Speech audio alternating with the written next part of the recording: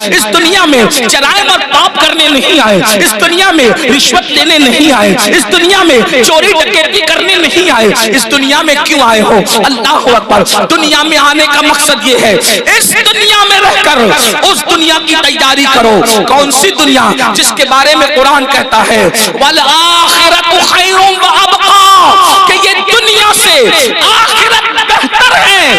اس بہتر دنیا کی تیاری کرو جس کو آخرت کہتے ہیں، اس بہتر کی تیاری کرو جو کبھی ختم ہونے والی نہیں ہے۔ اللہ پاک نے دو ذمہ داریاں ہر مومن کو عطا کی ہے، دو ذمہ داری ہر مومن کو عطا کی ہے۔ اب اپنی دو ذمہ داری کو سنیں اور بات مکمل کی جائے۔ قرآن دو ذمہ داری کا بیان کرتا ہے۔ اللہ پاک نے ارشاد فرماتا ہے یا ایھا الذین آمنوا قوا انفسکم واہلیکم نارا، اے ایمان والو اپنے آپ کو اور اپنی اولاد کو جہنم کی اس آگ سے بچاؤ جس کا ایندھن انسان اور پتھر ہے۔ اللہ اکبر، اللہ اللہ۔ قرآن کیا کہہ رہا ہے؟ اب میرے بھائیوں کی اور بہنوں کی توجہ چاہتا ہوں۔ قرآن کہتا ہے اے ایمان والو اپنے آپ کو اور اپنی اولاد کو جہنم کی آگ سے بچا لو۔ یہ جہنم کی آگ کیا ہے؟ وہ قرآن کہتا ہے وقودها الناس والحجارہ، جس کا ایندھن انسان اور پتھر ہے، یعنی وہ لکڑیوں سے نہیں سلگائی گئی،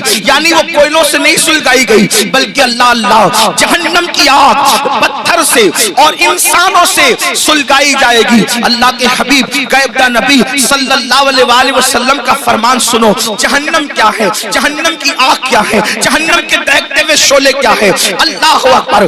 ایک دن میں تین مرتبہ پیٹ بھر کے کھانے والوں اور اللہ کی نافرمانی کرنے والوں، اپنی راتوں کو بے فکری کے ساتھ گزارنے والوں، اللہ کی نافرمانی کرنے والوں، نرم نرم گدوں پہ لیٹ کر کے قبر کی رات کو بھول جانے والوں، قبر کی رات کو فراموش کر دینے والوں، کبھی سود کا دھندا کر کے، کبھی بیاج کا دھندا کر کے، کبھی اپنے پیٹ کے اندر یتیموں کا مال جہنم کی آگ کی شکل میں بھرنے والوں، ذرا توجہ کرو۔ یہ جہنم کیا ہے جس کا ذکر اللہ کے حبیب غیبدہ نبی مصطفیٰ کریم رؤوف الرحیم صلی اللہ علیہ وآلہ وسلم نے فرمایا۔ دیکھیے ہم تو آقا کا فرمان بیان کر رہے ہیں اور یہ اس نبی کا فرمان ہے جو اپنی طبیعت سے کلام نہیں کرتے، دل کے کانوں سے سننا میرے بھائیوں۔ اپنے آقا مصطفیٰ جان رحمت صادق و مصدوق صلی اللہ علیہ وآلہ وسلم فرماتے ہیں جب اللہ نے حضرت آدم کو پیدا فرمایا، پھر آدم جنت میں پیدا ہوئے، پھر آدم علیہ السلام سے لغزش معصومانہ ہوئی، لغزش پیغمبرانہ ہوئی، اور پھر آدم دنیا میں آئے 200 سال تک یا 300 سال تک روتے رہے، پھر آپ کی دعا قبول ہوئی، پھر آپ کی توبہ قبول ہوئی۔ جب دعا قبول ہوئی، توبہ قبول ہوئی، تو حضرت آدم کے لیے اللہ نے حضرت جبریل سے فرمایا جبریل جاؤ اور جا کر کے جہنم سے آگ لے کر آدم کو لے جا کر کے دے دو تاکہ آدم کھانا بنائے۔ اب یہ دنیا میں پہلی بار کھانا بن رہا ہے۔ اللہ اکبر۔ کون بنا رہا ہے کھانا؟ حضرت آدم۔ دنیا کی پہلی ڈش بن رہی ہے، دنیا کا پہلا کھانا بن رہا ہے، اور کون بنا رہا ہے؟ آدم علیہ السلام۔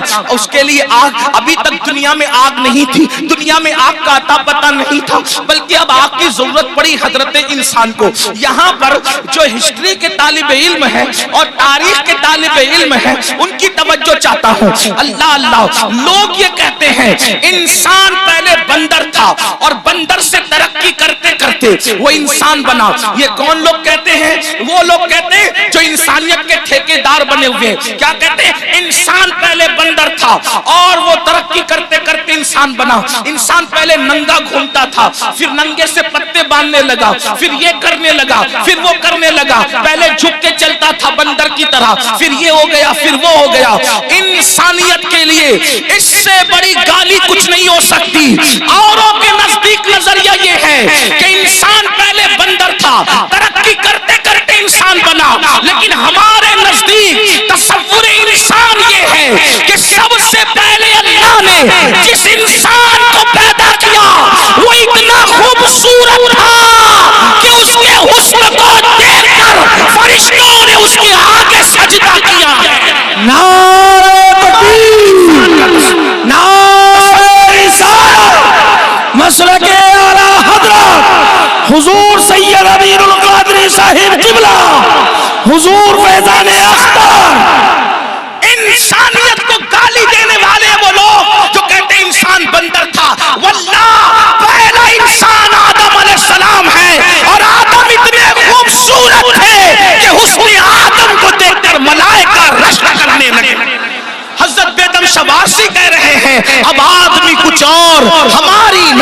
ہے، اب آدمی کچھ اور ہماری نظر میں ہے، جب سے سنا ہے یار لباس بشر میں ہے۔ کون کہتے ہیں ہمارا پہلا آدمی تو آدم ہے، بلکہ آدمی آدم ہی سے بنے۔ حضرت آدم علیہ السلام نور محمدی لے کر آئے، لیکن یہ تفصیل اس پر نہیں عرض کرتا۔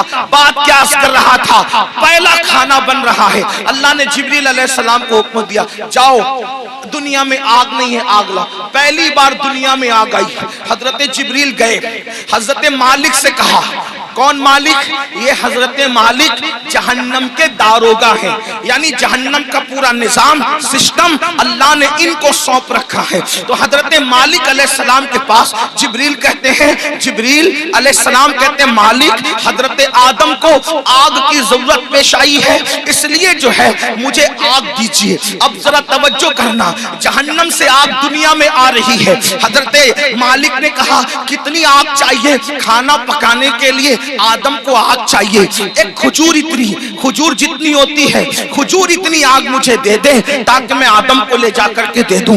حضرت مالک نے کہا اے جبریل، اگر کھجور اتنی آگ آپ جہنم سے دنیا میں لے کر جائیں گے تو ساری زمین بھی جل جائے گی، آسمان بھی جل کر بھسم ہو جائیں گے۔ نہ زمین برداشت کر سکتی ہے نہ آسمان برداشت کر سکتا ہے۔ کھجور اتنی آگ دنیا میں گئی تو پوری زمین اور آسمان جل کر کے راکھ ہو جائیں گے۔ پھر اس کے بعد حضرت جبریل نے کہا اے مالک، آدھی کھجور جتنی مجھے جہنم کی آگ دے دیجئے تاکہ میں ان کو لے جا کر کے دے دوں۔ تو حضرت سیدنا جبریل امین نے جب کہا آدھی کھجور اتنی جو ہے وہ جہنم کی آگ دے دو، تو تب حضرت مالک نے کہا اگر میں نے آدھی کھجور اتنی آگ دے دی تو بھی یہ حال ہوگا کہ دنیا میں آسمان سے کبھی بارش نہیں ہوگی، کبھی پانی نہیں برسے گا، اس لیے آپ آدھی کھجور اتنی بھی آگ نہ لے کر جائیں۔ تو پھر کہا کتنی؟ تو حضرت سیدنا مالک نے کہا آپ سوئی کے ناکے اتنی یا ایک ذرہ جتنا ہوتا ہے اتنی آگ لے جائیں،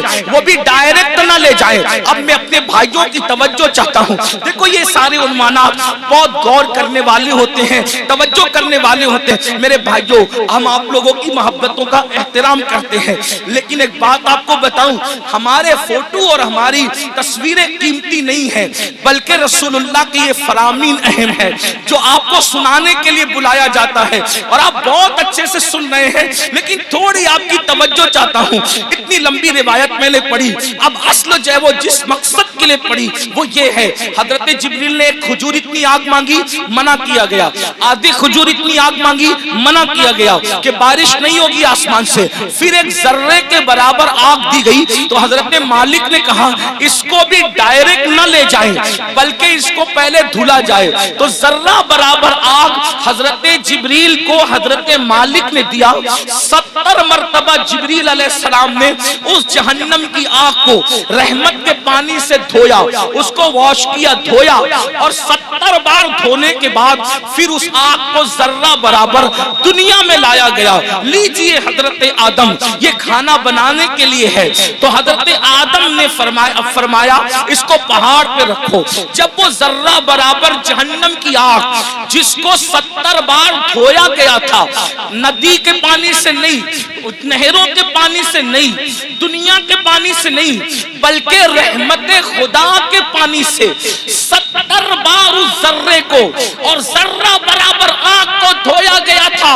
اور جب حضرت جبریل نے اس کو پہاڑ پہ رکھا تو پہاڑ پہ وہ ذرہ برابر آگ پڑی تو پورا پہاڑ جل کر کے بھسم ہو گیا، اور وہ ذرہ برابر آگ نے جب پہاڑ کو جلا دیا تو وہ فوراً جہنم کی طرف لوٹ گئی۔ پہاڑ کے جلنے سے، اس آگ کے اثر سے جو دھواں نکلا تھا، وہ دھواں پتھروں میں، لوہے میں اور جن لکڑیوں میں آگ ہے ان میں گھس گیا۔ اللہ اکبر!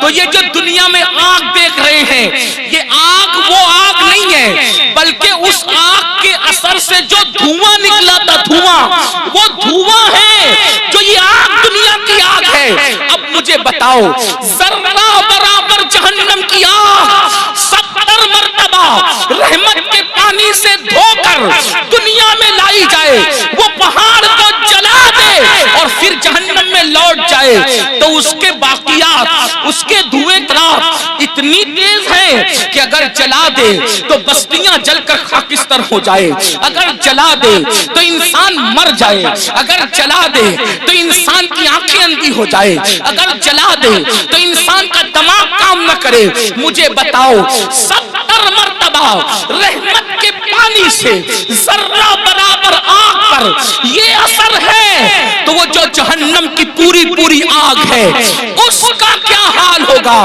اس کا کیا اثر ہوگا؟ اب اللہ اسی آگ سے بچنے کا حکم دے رہا ہے، اے مومنو، میرے محبوب کے غلاموں، میرے محبوب کا نام لینے والوں، میرے محبوب کا کلمہ پڑھنے والوں، اپنے آپ کو اس آگ سے بچاؤ۔ آپ مجھے بتائیں جب یہ جہنم کی آگ کا دھواں ہے جو دنیا کی آگ ہے ہم اس کو برداشت نہیں کر سکتے تو وہ جہنم کے دہکتے ہوئے شعلے، وہ جہنم کے بھڑکتے ہوئے شعلے جس کے بارے میں حدیث پاک میں آیا ہے 3000 سال تک کے اس کو جلایا اور دہکایا گیا ہے۔ اب جہنم کی آگ مکمل سیاہ ہے، مکمل کالی ہے، اب وہ کس کے لیے ہے؟ آئیے اب ترتیب وار کچھ لوگوں کا ذکر سن لے۔ اللہ اللہ، کاش اپنی کمزوریوں پہ رحم کر کے، کاش اپنی کمزوریوں پہ رحم کر کے ہم اپنے آپ کو جہنم سے بچانے کی فکر کرتے، اپنے بچوں کو جہنم سے بچانے کی فکر کرتے۔ آئیے میں ایک حدیث پڑھتا ہوں، طویل حدیث رسول پاک صاحب لولاک سیاح افلاک صلی اللہ علیہ وسلم کی۔ اللہ اکبر،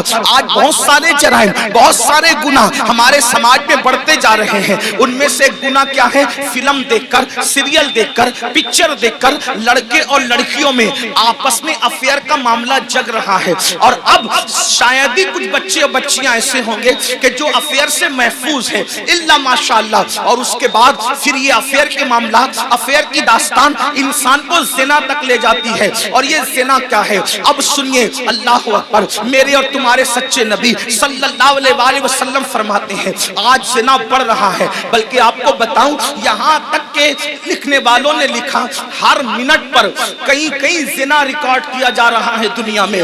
تعفن ہے زنا کا، تعفن ہے بدکاری کا۔ اللہ اکبر، ہیرو ہیروئن کے چکر میں انسان اب زنا کو گناہ بھی نہیں سمجھتا۔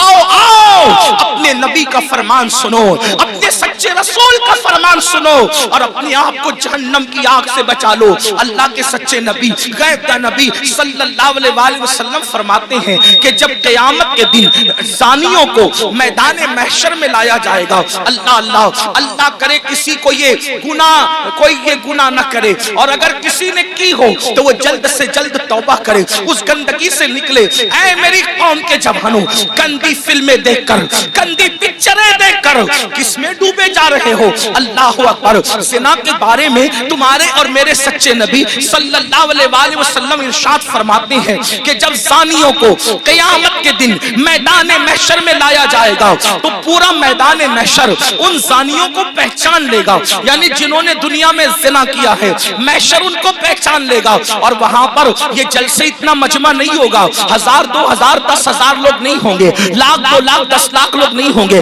کروڑ 10 کروڑ لوگ نہیں ہوں گے، ارب 10 ارب لوگ نہیں ہوں گے، بلکہ سارے اولین اور آخرین ہوں گے۔ انبیاء وہاں ہیں، صحابہ وہاں ہیں، اولیاء وہاں ہیں، سب وہاں ہیں۔ اور میرے اور تمہارے سچے نبی فرما رہے ہیں زانیوں کو، دنیا میں زنا کرنے والوں کو جب قیامت کے دن لایا جائے گا تو ان کو سب پہچان لیں گے۔ اس کی وجہ کیا ہوگی؟ اگر حدیث میں نہیں آتا تو میں بیان کرنے کی ہمت نہیں رکھتا، میرے مخدوم زادے سامنے موجود ہے۔ اس طرح کے عناوین جو ہے میں محفل کے اندر کہنے سے احتیاط کرتا ہوں، لیکن جب دل ٹوٹتا ہے اور قوم جو ہے جس آگ میں جل رہی ہو اور پھر رسول اللہ کا فرمان ہو تو پھر میں حیا کے پردے میں آپ کے دلوں کے دروازے پر یہ بات ضرور رکھ دینا چاہتا ہوں، سنو سنو، زنا کے اڈوں کی طرف جانے والے جوان، یقیناً یہاں جو لوگ موجود ہیں وہ ایسے نہیں ہیں، لیکن آپ کو مخاطب کر کے ان تک خدا کے بندوں تک آواز پہنچانا ہے جو اس آواز کے مستحق ہیں، ان بچیوں تک آواز پہنچانا ہے جو اس آواز کی مستحق ہے۔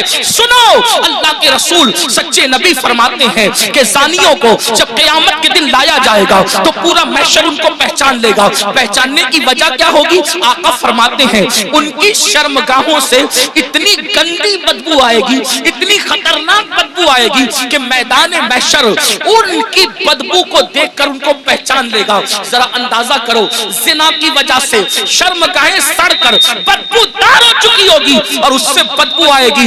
महशर पहचान लेगा, मैदान महशर के लोग पहचान लेंगे। मुझे बताओ, जिसके मुंह में बदबू आती है वो कितना शर्मिंदा शर्मिंदा रहता है दुनिया में। नादान, अगर मुंह से बदबू आए, आदमी अगर प्याज खा ले फौरन पान खाता है, सौंफ खाता है, कोई चीज खाता है, मुंह फ्रेश खाता है। क्यों? मेरे मुंह में बदबू नहीं आना चाहिए। सुन लो, जब आदमी मुंह की बदबू से दुनिया में इतना डरता है कि नींद से उठने के बाद बगैर ब्रश किए वो बाहर नहीं निकलता, दोस्तों से गुफ्तगू नहीं करता, अल्लाह अल्लाह मगर कुर अल्लाह अकबर, वो मौका कैसा होगा, वो हालात कैसे होंगे। फिल्म देख करके किसी हीरो के चक्कर में ज़िना की तरफ जाने वालों, मेरी कौम के जवानों, अल्लाह अकबर, आका इरशाद फरमाते हैं, जानियों की शर्मगाहों से सड़ी हुई बदबू आएगी तो पूरा महशर उन पे लानत करेगा। लानत, महशर भी लानत करेगा, फरिश्ते भी लानत करेंगे, अल्लाह भी लानत करेगा और अल्लाह उनसे क़यामत के दिन कलाम नहीं करेगा, उनसे अल्लाह बात नहीं करेगा। इसी पे बस नहीं, अब सुनो, अभी आपने जहन्नम का जिक्र सुना, आगे आका फरमाते हैं उनको चेहरों पर जहन्नम की आग रखकर भड़काई जाएगी। उनके चेहरों पर जहन्नम की आग रख करके जानियों के चेहरे पे आग भड़काई जाएगी। कभी तंदूर के अंदर कोई चीज सेकी जाती है तो कैसे उलट पलट किया जाता है, जानियों के चेहरों को जहन्नम में उलट पलट किया जाएगा, उनके चेहरों पे आग भड़काई जाएगी। इसी पे बस नहीं, मेरे और तुम्हारे सच्चे नबी फरमाते हैं फिर हजरत मालिक यानी जहन्नम के दारोगा जहन्नम की आग की बनी हुई कमीज उसके बदन पर पहनाएंगे। हाय हाय, जो मई की गर्मी बर्दाश्त न कर सके, जो दिसंबर की सर्दी बर्दाश्त न कर सके, ये कमजोर जिस्म जिस पर मक्खी और मच्छर चले, तो ये कमजोर जिस्म मक्खी और मच्छर के डंक को बर्दाश्त नहीं कर सकता। ये कमजोर जिस्म अगर बत्ती के झटके को, सिगरेट के झटके को बर्दाश्त नहीं कर सकता। हाय, ज़िना करने की बुनियाद पर जब जहन्नम की आग की बनी हुई कमीज उस कम नसीब को पहनाई जाएगी, उस कम बख्त को पहनाई जाएगी, उसका हाल क्या होगा। अगर ये बात कोई मौलवी साहब कह देते तो लोग कहते मौलाना डरा रहे हैं, अगर कोई लीडर सियासी कह देता तो लोग कहते कि अपनी बात हो रही है, लेकिन वल्लाह ये उस रसूल ने फरमाया है जो जमीन पे बैठ करके लामका की खबर देते हैं, जो माँ के शिकम में रह करके लौहे महफूज पर चलने वाले कलम की आवाज को सुन लिया करते हैं। अल्लाह अल्लाह, लरस जाओ गंदी फिल्में देखकर, ज़िना को शौक बनाने वालों लरस जाओ। आग की कमीज जब उनको पहनाई जाएगी तो वो तड़पेंगे, वो बिलकेंगे। इसी पर बस नहीं, बल्कि तुम्हारे और मेरे सच्चे नबी मुस्तफा करीम रऊफुर रहीम सल्लल्लाहु अलैहि वसल्लम फरमाते हैं उसके बाद हजरत मालिक फरिश्तों को कहेंगे, जो जहन्नम के फरिश्ते हैं उनसे कहेंगे इंसानियों की आंखों में आग की सलाखें डाल दो, इन जहन्नमियों की आंखों में आग की सलाखें डाल दो। हाय हाय, जहन्नम की आग से बनी हुई सलाखें उनकी आंखों में डालने का हुक्म होगा। हजरत मालिक कहेंगे ये जानी लोग हराम देखते थे अपनी आंखों से, हराम देखते थे अपनी आंखों से, इनकी आंखों में जहन्नम की आग की सलाखें फेर दो। थोड़ा गौर तो करो, अगर ये बात किसी किताब में किसी सिर्फ एक आम इंसान की लिखी हुई होती मैं कभी इतने एहतमाम से बयान न करता, लेकिन वो रसूल बयान कर रहे हैं जिनकी ज़बान पर सिवाय हक के कुछ और जारी नहीं होता। मेरे इमाम कहते हैं वो दहन जिसकी हर बात वही खुदा, चश्मे इल्म हिकमत में लाखों सलाम, वो ज़बान जिसको सब कुन की कुंजी कहे उसकी नाफिज हुकूमत में लाखों सलाम। 2 मिनट की लज्जत के लिए अल्लाह को नाराज करने वालों, 2 मिनट की लज्जत के लिए अपनी आखिरत को तबाह करने वालों, पिक्चरों में हीरो हीरोइन को ज़िना करता देखकर, गंदी पिक्चरें देखकर अपनी आखिरत को तबाह व बर्बाद करने वालों, सोचो तो सही, गुनाह में लज्जत तो है मगर इज्जत नहीं है, गुनाह में लज्जत तो है मगर सुकून नहीं نہیں ہے۔ او سکون کے متلاشیوں، آج کہتے ہو دل کو سکون نہیں، کوئی کہتا ہے روزی میں برکت نہیں، کوئی کہتا ہے گھر میں آرام نہیں، کسی نے کچھ کر دیا، کسی نے کچھ کر دیا۔ میں کہتا ہوں کیا نہیں کیا یہ 2 نمبر کی بات ہے، لیکن ہم نے اپنی تباہی کا سامان کیا۔ نرم نرم گدوں پہ لیٹ کر جس گھر میں زنا کی فلمیں دیکھی جائے گی، اس گھر میں برکت کا نزول کیسے ہو سکتا ہے؟ اللہ اکبر۔ جس گھر میں پکچریں چلے گی، ہیرو ہیروئن کو بھاگتا ہوا دکھایا جائے گا، جس گھر کے اندر زنا کی ترغیب دی جائے گی، اس گھر میں برکتوں کا نزول کیسے ہوگا؟ جملہ کڑوا لگے تو معاف کر دینا، مراد آباد والوں غور سے سنو، جس گھر کی برکت کو اللہ اٹھا لے ملا کی دعا اور تعویذ، اس گھر میں کبھی برکت نہیں لا سکتے، اس لیے کہ خدا کی طاقت کے سامنے انسان بے بس ہے۔ خدا کی شان یہ ہے، وہ جو چاہے فیصلہ کرے، وہ جو چاہے فیصلہ کرے، وہ عادل ہے، وہ ظلم نہیں کرتا۔ انسان بے بس ہے، بے بس، لیکن یاد رکھنا اہل وجاہت کی بات نہیں کر رہا ہوں، ان کی شان الگ ہے، مگر یاد رکھنا ہم جیسے انسان تو بے بس ہی ہیں۔ اللہ اکبر۔ میرے آقا علیہ السلام کے پیارے دیوانوں، زنا کر کے گھر کی برکت کو ختم کر کے صرف تعویذات کے سہارے اور اللہ اکبر بزرگوں کی دعاؤں کے سہارے گھر میں برکت کے متلاشی ہو، واللہ اللہ نہ چاہے تو پھر گھر میں کوئی برکت نہیں لا سکتا۔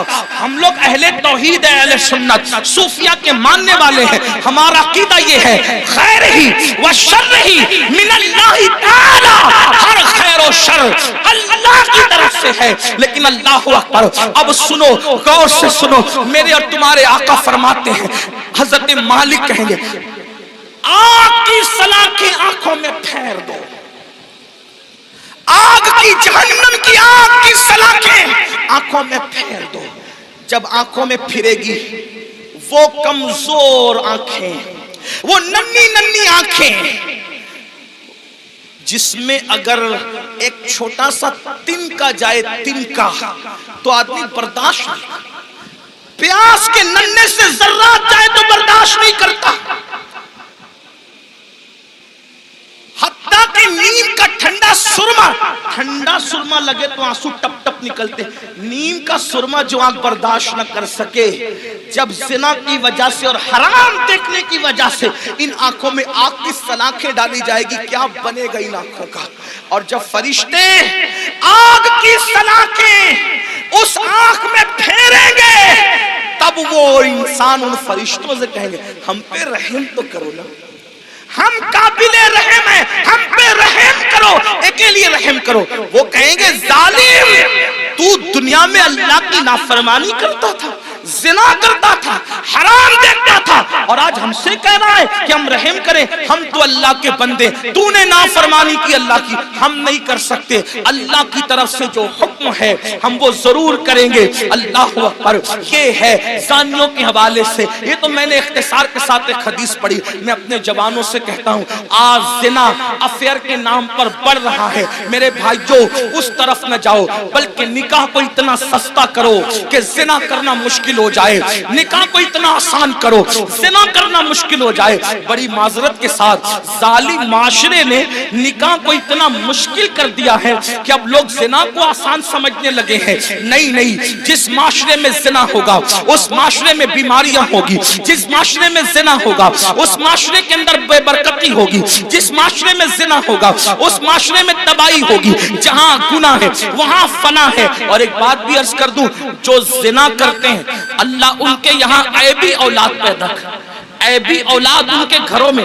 اب کسی گھر میں عیبی اولاد دیکھو تو قیاس مت لگا لینا کہ اس نے زنا ہی کیا ہوگا، ایسا نہیں۔ کچھ لوگوں کو بطور سزا عیبی اولاد دی جاتی ہے اور کچھ لوگوں کو بطور امتحان عیبی اولاد دی جاتی ہے۔ کسی کا امتحان بھی ہو سکتا ہے، جیسے حضرت ایوب علیہ السلام کا امتحان ہوا، اللہ والوں کا امتحان ہوا۔ تو میرے بھائیوں زنا کی طرف نہ جاؤ اور نکاح کرو، اور نکاح جلدی کرو۔ اپنے جوانوں سے کہتا ہوں اگر گھر والے نکاح کرنے میں تاخیر کرے تو نوجوانوں کو یہ گھر میں عرضی رکھنے کا حق ہے کہ میری شادی کر دو، لیکن حرام کی طرف نہ جاؤ۔ اور آخری میں بات سمیٹتے ہوئے عرض کروں، اگر ایسا نہیں کیا تو زنا وہ بدترین فعل ہے میرے بھائی، نسلوں تک اس کی سزا ملتی رہے گی۔ روزی میں برکت نہیں ہو سکتی، روزی میں کبھی برکت نہیں ہو سکتی، چہرے کا نور اٹھا لیا جائے گا، عمر گھٹا دی جائے گی، کہیں پناہ نہیں ملے گی۔ جنہوں نے جوانیوں میں زنا کیا ہے، بڑھاپا اس قدر ان کا دردناک ہے، وہ بستر میں منہ چھپا چھپا کر روتے ہیں، لیکن ان کو موت نہیں آتی، وہ موت مانگتے ہیں، ان کو موت نہیں آتی۔ جوانی میں پاپ کرنے والے، جوانی میں آوارگی کرنے والے، جوانی میں عیاشی کرنے والے، جوانی میں عیش کرنے والے دردناک زندگی گزارتے ہیں، کوئی پوچھنے والا نہیں رہتا، اس لیے کہ جس کی طرف سے خدا کی نظر رحمت پھر جاتی ہے ان کا کوئی پرسان حال نہیں۔ اس لیے میرے بھائیوں، آج سے پہلے اگر گندی فلم دیکھی ہو، آج سے پہلے کوئی زنا کا کام کیا ہو، آج سے پہلے کسی لڑکی سے ناجائز تعلقات رکھا ہو، آج سے پہلے کسی لڑکی کو پاپ کی نظر سے دیکھا ہو، آج کی اس محفل میں سچی توبہ کر لو، کیونکہ توبہ کا دروازہ کھلا ہوا ہے، اور آج ہی کھلا ہے۔ جس دن مر جاؤ گے، روح کا جس رشتہ جسم سے ٹوٹ جائے گا، توبہ کا دروازہ ہمارے لیے بند ہو جائے گا۔ اللہ اللہ، ایک بزرگ مجذوب تھے، وہ بستی میں لوگوں سے کہتے تھے، لوگوں اللہ سے صلح کر لو، لوگوں اللہ سے صلح کر لو، لوگوں اللہ سے صلح کر لو۔ بستی میں کہتے پھرتے تھے، لیکن اللہ والوں کی بات پہ کون توجہ کرتا ہے؟ اور جب قبرستان میں دیکھا گیا تو قبرستان میں کہتے تھے، اے اللہ ان سے صلح کر لے، اے اللہ ان سے صلح کر لے، اے اللہ ان سے صلح کر لے۔ تو لوگوں نے کہا، بابا بات بستی بدلتی ہے، بات بدلتی ہے، آپ بستی میں کہہ رہے تھے کہ لوگوں اللہ سے صلح کر لو، اور قبرستان میں کہتے ہو اللہ ان سے صلح کر لے، جملہ کیوں بدل گیا قبرستان میں؟ بزرگ فرماتے ہیں، بابا بات یہ ہے کہ جب انسان زندہ تھا تو اللہ اس سے صلح کرنا چاہتا تھا، اللہ اس سے صلح کرنے کے لیے تیار تھا، اسی لیے کہہ رہا تھا اللہ سے صلح کر لو۔ اللہ بندے کو، زندہ بندے کو روزانہ پکار کر کہتا ہے، رات کے آخری حصے میں اللہ کہتا ہے، اے میرے بندو، رات کے پاپیوں، رات کے مجرموں، آؤ صبح پھوٹنے سے پہلے توبہ کر لو، تاکہ اپنے دامن کرم میں، دامن رحمت میں تمہیں چھپا لوں، جگہ دے دوں۔ اللہ ہر رات پہلے آسمان پر تجلی کرتا ہے جیسا کہ اس کی شان ہے، اور اپنے بندوں سے کہتا ہے،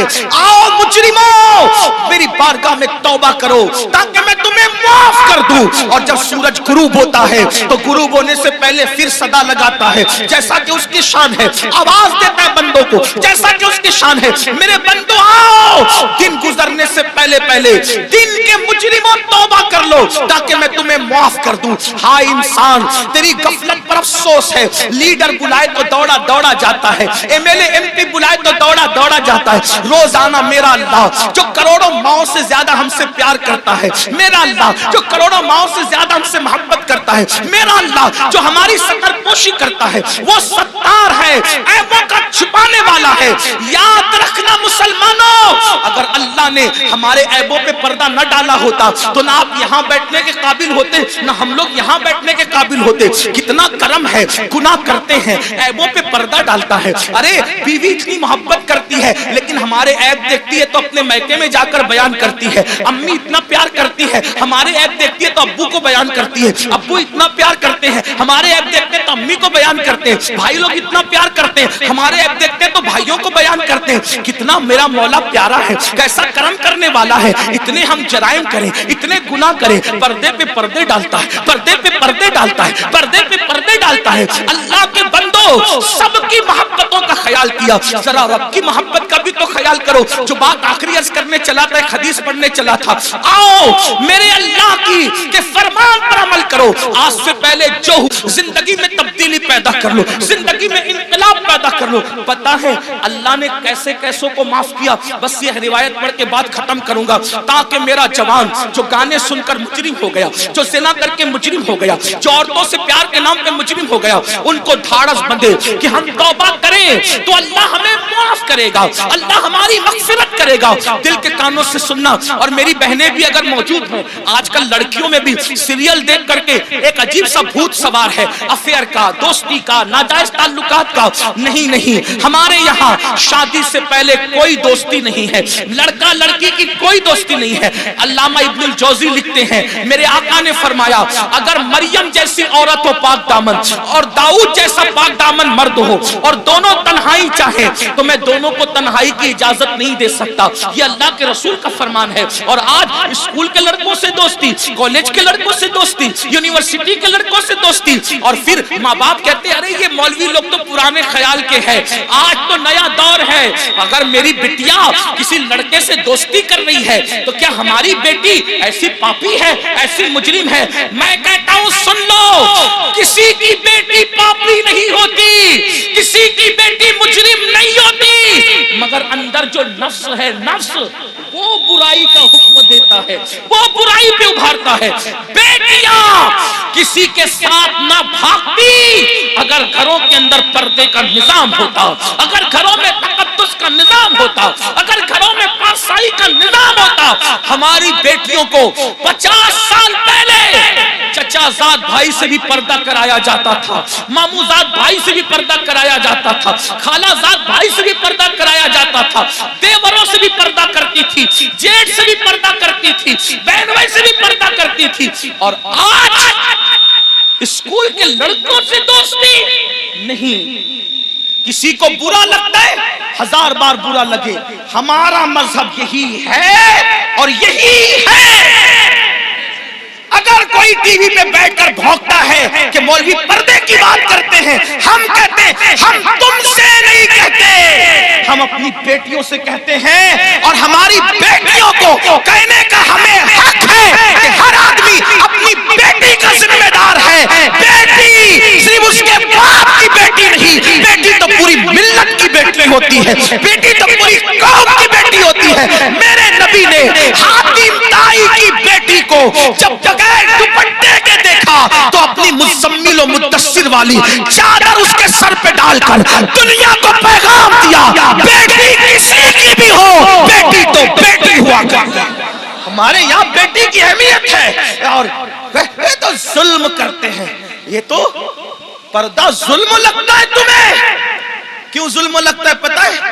میں گالی گلوچ کا عادی نہیں، لیکن ایک بات آپ کو بتا، پردہ ان کو ظلم کیوں لگتا ہے؟ کتے چاہتے ہیں کہ بکری باہر نکلے،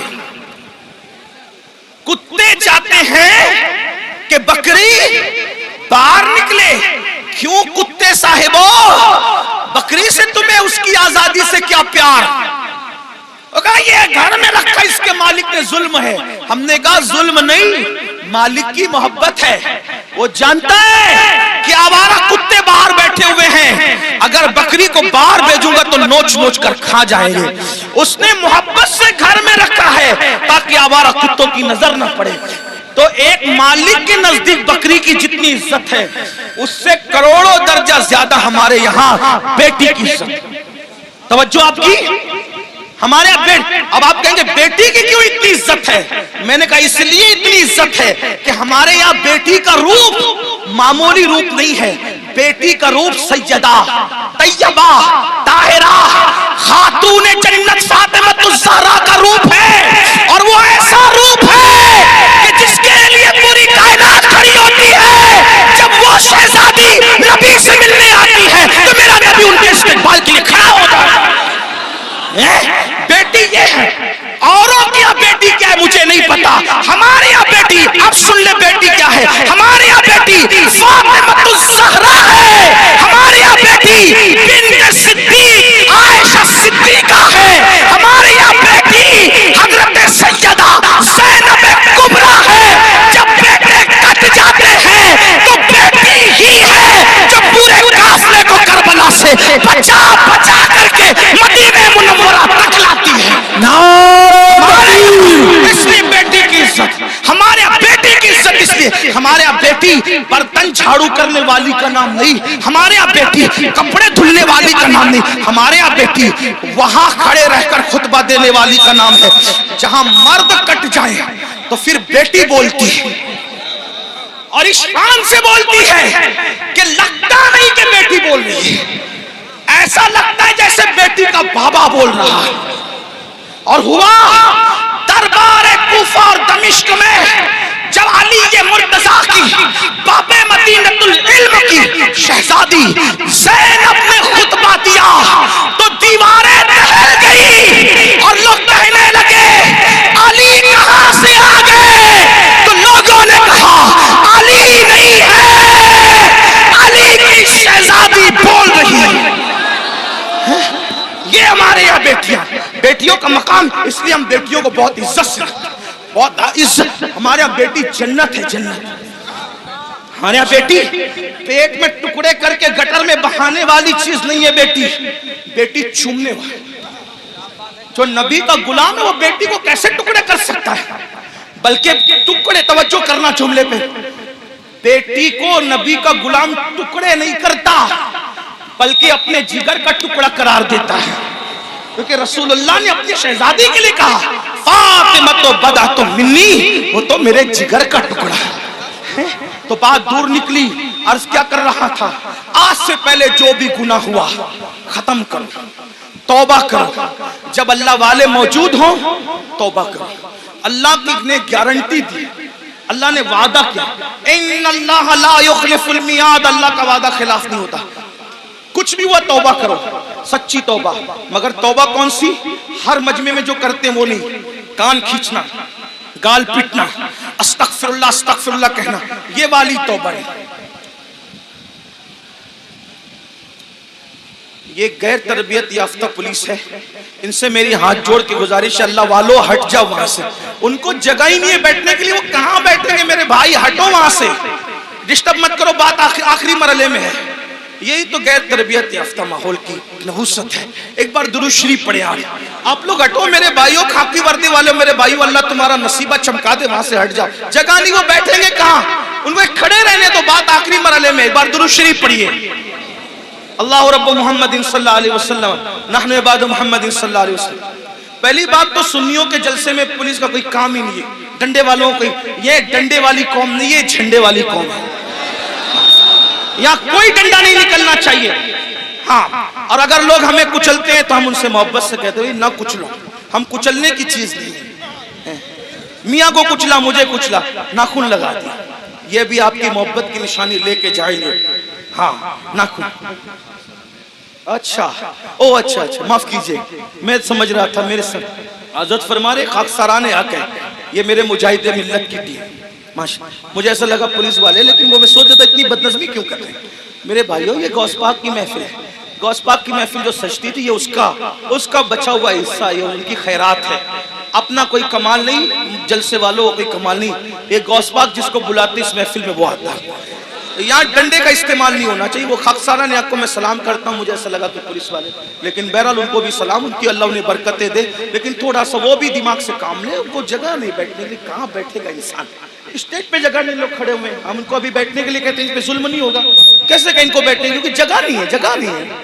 یہ تو حضرت اختر میاں رحمۃ اللہ تعالیٰ علیہ پر رسول اللہ کی خاص نگاہ ہے، ان کے مرشد حضور سرکار کلام کی خاص نگاہ ہے کہ ان کی محفل میں اتنے لوگ جمع ہو گئے، ورنہ آج کس کے لیے کون آتا ہے۔ تو بات آخری کر رہا تھا، اس کو سن لے، بات ختم۔ ایک بار درود شریف بلند آواز سے، اللہ رب محمد صلی اللہ علیہ وسلم نحن عباد محمد صلی اللہ علیہ وسلم صلاۃ و سلام علیکم۔ آخری بات، کچھ بھی کیا توبہ کر، وہ والی نہیں، کان کھینچنا، گال پیٹنا، استغفر اللہ، وہ والی۔ کون سی توبہ؟ جیسے بکری کے تھن سے دودھ نکلے اور دوبارہ اسی سوراخ سے تھن میں نہ جائے، ایسی گناہ سے نکلو، پھر ادھر کا رخ مت کرو، پھر مت پلٹ کر جاؤ اس طرف، یہ توبہ۔ ایسی توبہ کرنے والوں کے ساتھ جنت کی ضمانت ہے، جنت کی بشارت ہے، سدھر جاؤ۔ تو بستی میں بات کر رہا تھا، بیچ میں نکل آئی کہ جب تک وہ زندہ تھے، بزرگ کہتے ہیں کہ اللہ ان کو معاف کرنے کے لیے تیار تھا، معافی مانگ لو میں معاف کر دوں گا، انہوں نے توبہ نہیں کی، اب مر گئے اور عذاب میں گرفتار ہو گئے، تو میں کہتا ہوں یہ اللہ ان سے صلح کر لے، اللہ ان سے صلح کر لے، لیکن اب جب عذاب میں گرفتار ہو گئے تو اب اللہ ان سے صلح کرنے کو تیار، یہ اللہ سے صلح کرنا چاہتے لیکن اللہ ان سے صلح کرنے تیار، اس لیے مرنے سے پہلے توبہ کر لو۔ جو حدیث پڑھنا ہے وہ یہ حدیث مختصر سے وقت میں پڑھتا ہوں، میرے وقت میں جو میں نے 1 گھنٹہ متعین کیا تھا، 10 منٹ کا ٹائم رہ گیا، اس میں بات پوری کر لوں۔ حدیث پاک کا مفہوم ہے، کئی کتابوں کے اندر یہ حدیث ہے جس کو فقیہ ابو اللہ سمرقندی نے لکھا، علامہ ابن الجوزی نے لکھا، میں وہاں سے بطور مفہوم پڑھ رہا ہوں۔ سیدنا فاروق اعظم ایک مرتبہ رسول اللہ صلی اللہ علیہ وآلہ وسلم کے دربار میں آ رہے تھے، حاضری دے رہے تھے۔ دروازے پہ کیا دیکھا؟ ایک جوان ہے، خوبصورت جوان، جو خاک اٹھاتا ہے اپنے سر پہ ڈالتا ہے، خاک اٹھاتا ہے اپنے سر پہ ڈالتا ہے، روتا ہے، بلکتا ہے، آہیں بھرتا ہے۔ فاروق اعظم نے فرمایا رسول اللہ کی چوکھٹ پر یہ کام تم کر رہے ہو؟ خاک اٹھا کے سر پہ ڈالتے ہو، روتے ہو، بلکتے ہو، آہیں بھرتے ہو، بات کیا ہے؟ تو فاروق اعظم سے اس جوان نے کہا اے میرے بھائی عمر، آقا کی بارگاہ میں حاضری دینا چاہتا ہوں لیکن ہمت نہیں ہے، حوصلہ نہیں ہے حاضری دینے کا، اس لیے میں یہ چاہتا ہوں کہ آپ اجازت لے لیں، آپ حضور سے عرض کر دیں کہ حضور مجھے اذن حضوری عطا کر دیں، حاضری کی اجازت عطا کر دیں تاکہ میں رسول اللہ کی بارگاہ میں حاضر ہو جاؤں۔ تو آقا علیہ السلام سے فاروق اعظم نے عرض کی آقا میرے ماں باپ آپ پہ قربان یا رسول اللہ، ایک جوان ہے چوکھٹ پہ بیٹھا ہے، سر پہ خاک ڈال رہا ہے آقا، اور وہ آپ کی بارگاہ میں حاضری دینا چاہتا ہے یا رسول اللہ، اگر آپ اجازت دے دیں تو وہ حاضر ہو جائیں۔ وہ جوان آ گیا، اب دھیان سے سننا، غور سے سننا، وہ جوان آیا، آنکھیں جھکی ہوئی تھی، آنکھوں سے آنسو بہ رہے تھے، مسلسل ٹپ ٹپ آنسو ٹپک رہے تھے، ندامت اور شرمندگی چہرے سے ظاہر تھی، سر جھکا ہوا تھا۔ آقا نے فرمایا اے جوان کیا ہوا؟ اس جوان نے عرض کیا یا رسول اللہ اتنی عرضی لے کر آیا ہوں کہ آپ میرے لیے دعا کر دیں کہ اللہ میری مغفرت کر دے، اللہ مجھے معاف کر دے، اللہ میری بخشش فرما دے۔ آقا نے فرمایا کیا ہوا؟ عرض کی آقا مجھ سے بہت بڑا جرم ہو گیا ہے، مجھ سے بہت بڑا گناہ ہو گیا ہے، میں بہت بڑا پاپی ہوں آقا میرے لیے دعا فرما دے۔ میرے کریم آقا نے فرمایا کیا گناہ ہوا یہ تو بتاؤ۔ اس نے عرض کی آقا شرم آتی ہے بتاتے ہوئے، ایسا گناہ ہو گیا ہے اب اس کا ذکر کرتے ہوئے شرم آتی ہے، بہت بڑا گناہ ہے آقا۔ کریم آقا نے فرمایا کیا تیرا گناہ زمین کی وسعتوں سے بڑا ہے؟ عرض کی ہاں آقا میرا گناہ زمین کی وسعتوں سے بڑا ہے۔ پھر فرمایا کیا تیرا گناہ آسمانوں سے بھی بڑا؟ عرض کی ہاں آقا میرا گناہ آسمانوں سے بھی بڑا ہے۔ کیا تیرا گناہ سمندر کی جھاگ سے بڑا ہے؟ ہاں آقا میرا گناہ سمندر کی جھاگ سے بڑا ہے۔ میرے کریم آقا نے پھر اس کو ذہن دیا۔ اب آقا توجہ کریں، آقا کیسے کریم ہے۔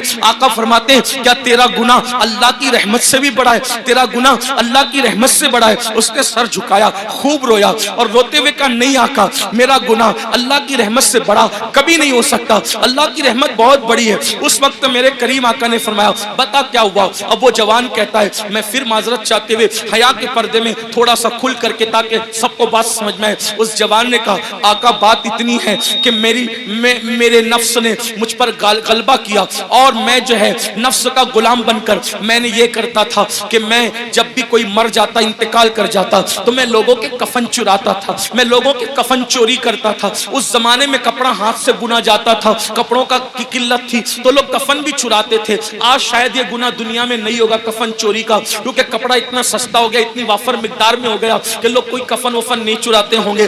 آج یہ گناہ دنیا میں شاید نہیں ہوگا انشاءاللہ، لیکن بہرحال اس جوان نے عرض کی میرے آقا میں کفن چوری کرتا تھا اور پھر ایک قبر پر میں گیا کفن چوری کرنے، تو جیسے ہی میں نے کفن نکالا خوبصورت سی لڑکی تھی۔ میں علامہ ارشد القادری کا سہارا لیتے ہوئے تھوڑا سا آپ کے دماغ میں بٹھانے کے لیے بات عرض کروں، اللہ اللہ، یعنی کہ بات یوں ہے کہ چاندنی رات تھی، قبرستان کا سناٹا تھا اور قبرستان میں میرے سوا کوئی نہیں تھا۔ چاند کی دودیا دودیا روشنی جو ہے وہ چھن چھن کر کے آ رہی تھی، قبروں پر پڑ رہی تھی، سکون تھا، سناٹا تھا، کیف و سرور کا ماحول تھا۔ میں نے تازہ سی قبر کھولی، کھولنے کے بعد میں نے جیسی لاش نکالی وہ کسی مرد کی لاش نہیں تھی، وہ کسی عورت کی لاش تھی، عورت میں بھی ایک دوشیزہ یعنی خوبصورت جوان کی لاش تھی۔ جیسے میں نے کفن نکالا چاند کی دودیا روشنی اس کے خوبصورت جسم پہ پڑی اور وہ لڑکی اور خوبصورت دکھنے لگی۔ شیطان اور نفس نے مجھ پہ مکمل غلبہ کیا اور مجھے جکڑ لیا، مجھے پکڑ لیا اور مجھ سے وہ کچھ کرا دیا اب میں بیان نہیں کر سکتا۔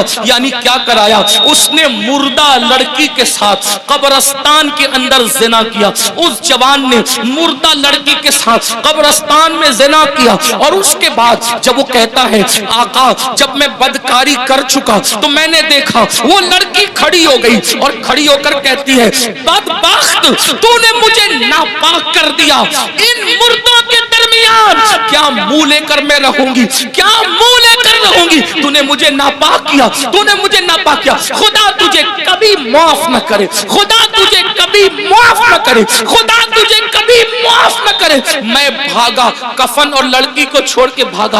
आका, ओ दिन और आज का दिन है, करार नहीं, सुकून नहीं, इत्मीनान नहीं। खाता हूँ, सदाए बाज गश्त कानों में टकराती हुई महसूस होती है। लेटता हूँ, सदाए बाज गश्त कानों में टकराती महसूस होती है। आका, परेशान हूँ, कहीं करार नहीं, कहीं सुकून नहीं।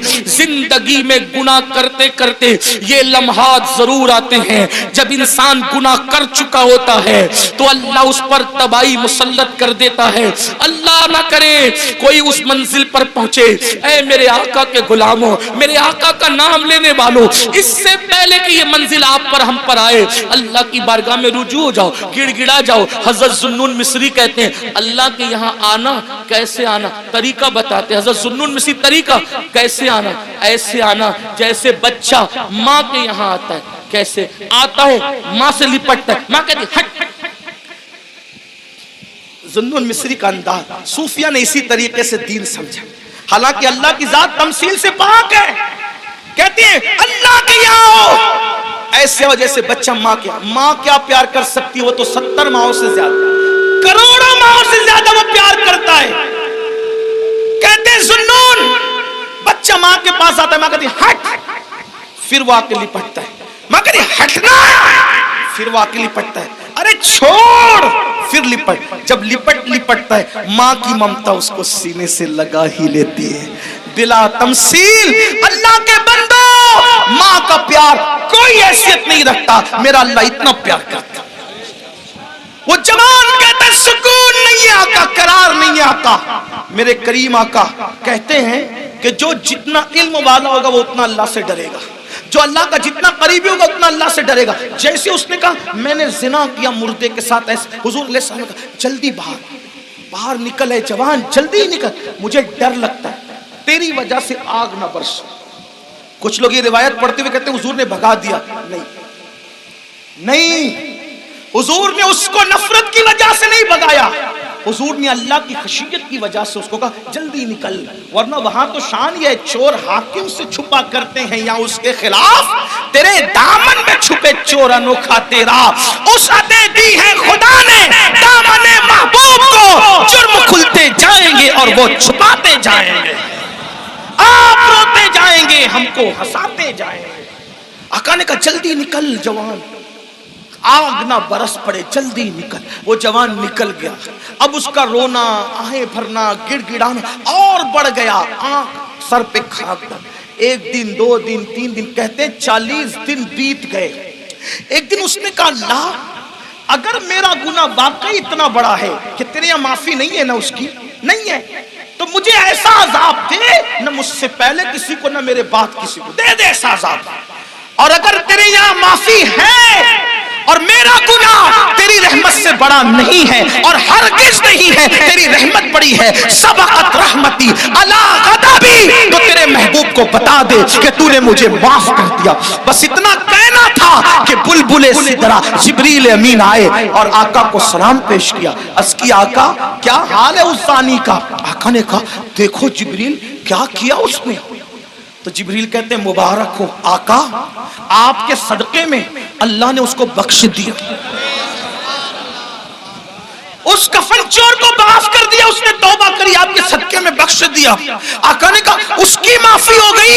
कहा हुजूर सिर्फ उसकी माफी नहीं हुई, बल्कि अल्लाह ने फरमाया महबूब की उम्मत से प्यार इतना है कि महबूब को जाके बता दो अगर इस कफन चोर से भी बढ़कर कोई गुनाह करेगा और सच्ची तौबा करेगा, अल्लाह का वादा है अल्लाह उसको भी माफ कर देगा। ऐ मेरी कौम के जवानों, इस मजमे में ऐसा कोई कफन चोर वाला मामला नहीं है, जब अल्लाह उसको माफ कर सकता है हमें भी करे। ये सादात उलमा नाइबीन रसूल आले रसूल और फिर साहिब मज़ार है, क्या सच्ची तौबा कर नहीं सकते हम लोग? बोलो नहीं कर सकते? कर सकते کرتے ہیں نا پھر سچی توبہ کر کے جاؤ. آج کے بعد گانے، غزلیں، فلمیں، گندی پکچر اور خاص طور پر نامحرم عورتوں کو دیکھنا ٹکنا، اس سے بچیں گے. اور زنا سے تو بار بار بچنے کی دعا کریں گے. اللہ مجھے ہماری نسلوں کو گناہوں سے بچنے کی توفیق عطا فرمائے اور اللہ ہمیں جہنم سے بچائے. اے اللہ اس مجمع میں ہم جہنم کی آگ سے تیری پناہ مانگتے ہیں اور جنت کا سوال کرتے ہیں تیرے محبوب کے پڑوس میں. گفتگو کے درمیان کوئی غلطی ہو تو اللہ معاف کرے. استغفر اللہ. آئیے سب توبہ کر لیں. استغفر اللہ. توبہ کی نیت سے پڑھنے کی نہیں. استغفر اللہ، استغفر اللہ، استغفر اللہ ربی من کل ذنب واتوب الیہ. لا الہ الا اللہ محمد الرسول اللہ.